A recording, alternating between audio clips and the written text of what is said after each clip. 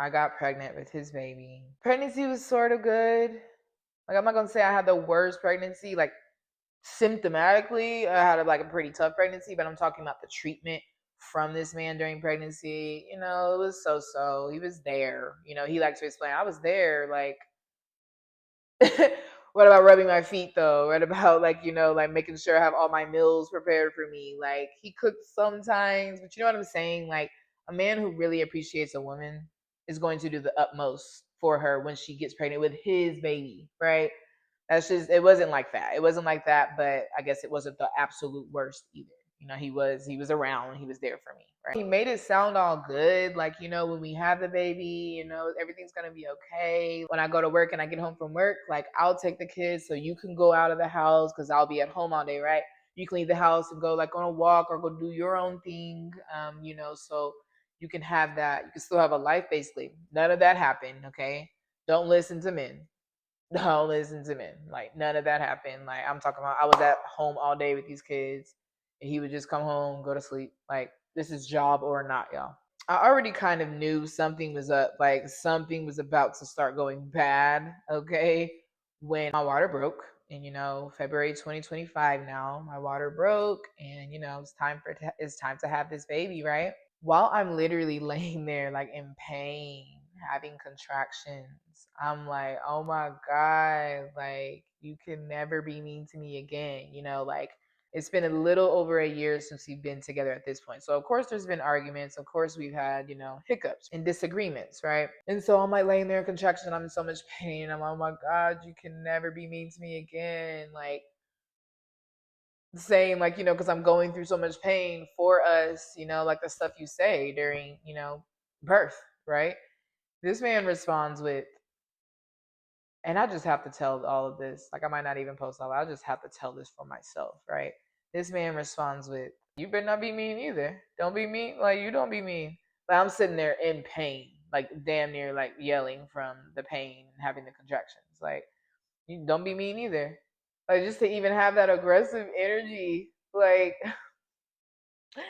from there, like, I knew, like, damn, this is not it. I literally just had a baby by somebody who is not for me, who probably don't even low-key like me, like, deep down. Like, they low-key hate themselves, so they hate everybody else type of trauma shit. Like, right? Peep that shit. Too late now, having this dude's baby, right? Fast forward to where I'm giving birth in this bathtub, okay? Naturally, by the way, gotta give myself some credit. I have my baby naturally in a bathtub. The midwife, she kind of didn't even do too much. She was there, they were kind of checking on the baby, but other than like her just kind of moving the channel out of the way for my baby to come down, I pretty much knew what I was doing. I pretty much had that baby on my own, so some credit for myself. Anyways, though, I have my baby. This dude, he's there for me. He's like there with me. But like, after I have the baby, it's like, get the baby and like go. And I understand that you like, it's your baby, you're excited too, but like, your woman just had a baby. She's being traumatized right now, right? Like, checking on her to make sure she's okay. Like, that's the priority, right? And even if you have to hold the baby while doing it, there's other midwives. My sister's there. Like, I may be going a little too far with this, but I'm like, are you good? Like, I'm like making sure my wife is straight, right? If she just had a freaking baby. But I digress. Like, the day after we took our baby home, this man was trying to go to work the very next day and leave me at home with myself and our baby. Like, by myself. Like, I just had a freaking baby, so there's a wound in my stomach. There, I'm still bleeding down there. Like, obviously, you need somebody to help you out, right? My sister actually took my son, my now 3-year-old son. So she had him. She couldn't really come and like help because she was helping by keeping my 3-year-old. Shout out to my sis. So that leaves me, alone. If he's trying to go to work, who's going to take care of us and me, right? Who's going to cook for me? Like, the way that this dude was so persistent at trying to like go work, like, thank God that the universe and my angels protect me so strongly that they like cleared out his schedule for the week. Like, he didn't have work anyway that whole entire week, so he was there he could help out a little bit. But just the fact that he was trying to like leave, like I just gave birth and you don't even care. You're trying to leave. Like, I don't know. This shit is sick. Like, patriarch has you men sick. Anyways, we make it to 3 weeks postpartum. At this point, he has, been to work for like probably 2 weeks or a week and a half, something like that, while I'm at home with the baby.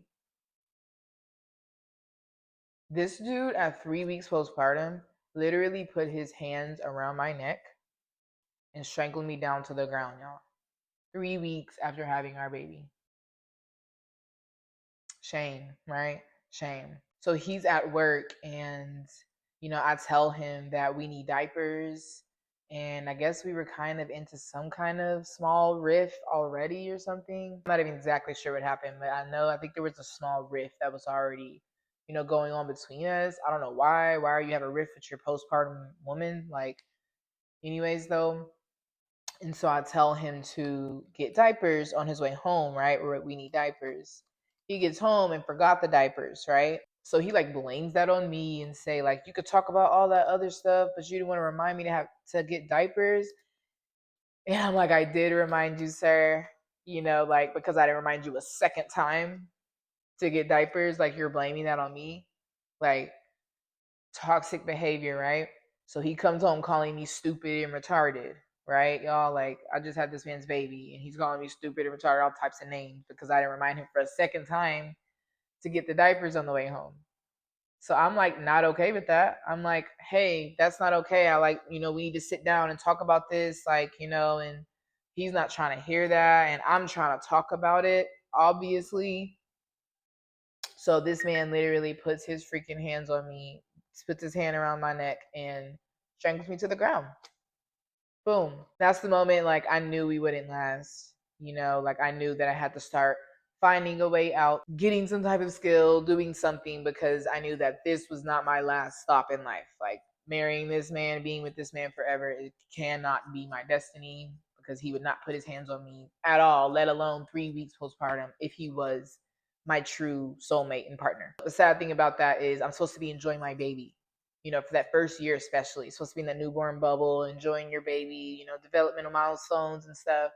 But no, I'm like splitting that time with having to like make a career for myself and, build something for myself because this isn't my last stop. So I continue to live life with, our family the best that I could, even though deep down I'm freaking miserable because this dude is verbally abusive. He doesn't do the utmost to take care of his woman.